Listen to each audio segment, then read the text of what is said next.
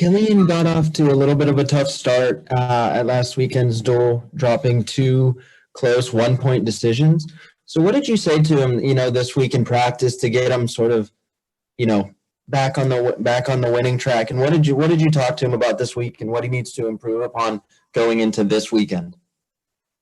He didn't wrestle bad at all, and the Virginia Tech kid's very good, and he had a takedown. Very close to a takedown at the end of the match, to win it. And that kid's a top 10 ranked kid in some polls. So he's not far off. I think he just has to do more. He has to just attack more and be a little bit more aggressive. It's not like he went out and laid an egg. He just didn't quite do enough. And I think, with the preparation he has and he works so hard, I think he just has to do more during the match. Thanks.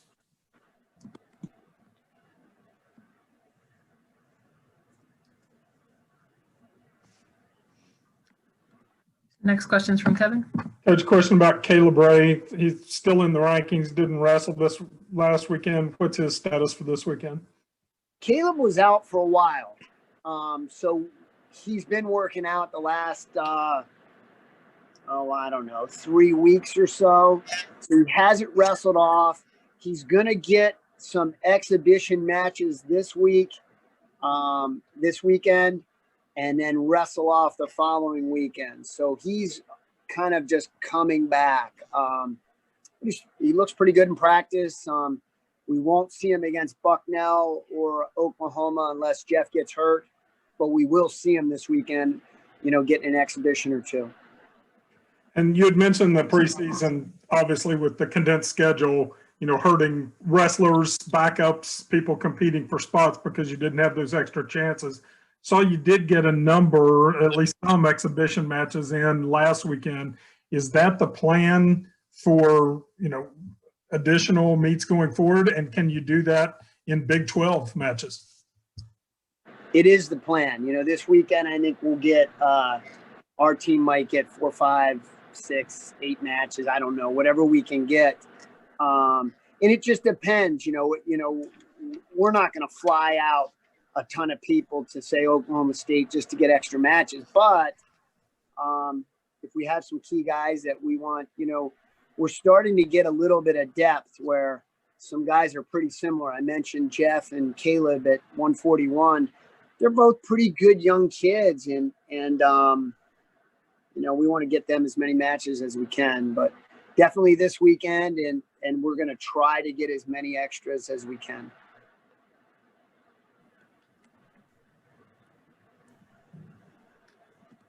We'll go back to Chris. So this last weekend, we saw Hall off to a great start, 3-0, and actually surge into the rankings as a true freshman. But you didn't exactly seem surprised by what he's been able to do. And so what is it that you're seeing from him in the wrestling room every week that, in terms of his mentality, where he can go out there against a ranked opponent in just his second college match and get a very big 9-0 win over a ranked opponent? So what is it about him and sort of his, fearless mentality, if you will, to, not, be intimidated by this young into his career? What we see in practice is, we see a talented guy. I mean, he has a great feel for wrestling. So he can do some things that we just can't teach him. He floats well. He just feels it far better than I ever did, and probably the staff. But, we see like what he brings every day as far as his intensity to the practice room, every practice. So he's always in there butting heads. So you're like, wow, this guy's going to be hard to beat for a lot of guys right away. Now he didn't get a chance to wrestle, Mekhi Lewis from BT, but, he's going to have his hands full this weekend. The Oklahoma kid's a good young kid. I think he's ranked 30th or something. And then the Hartman kid from Bucknell is, I think, a top 10 guy. So, but that's what we see. We see it every day. He competes every day. And he has such a great attitude and a great feel for wrestling.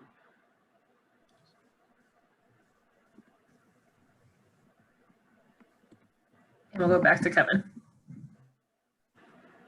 Tim, looking at the rankings and the teams that you're facing so far, you got a couple wins against teams that were like right around the 50 mark. Bucknell looks like they're right around there.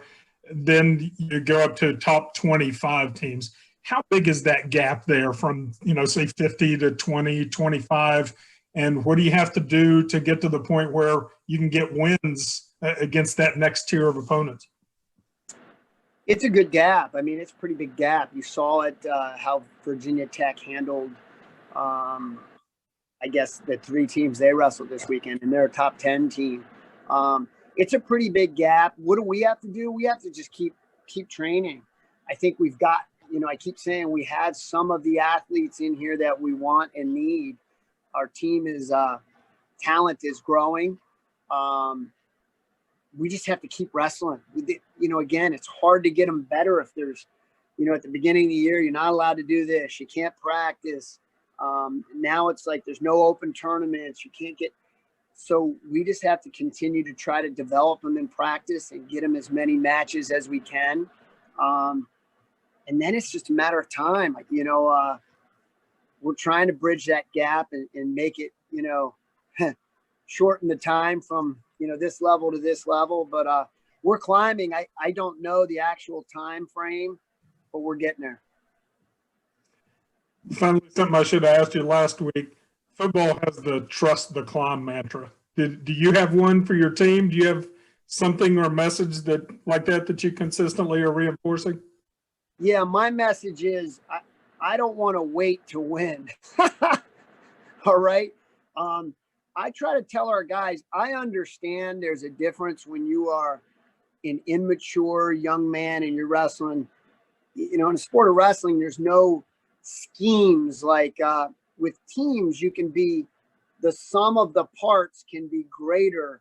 In wrestling, it's just like you're out against one guy and then I'm out against one guy.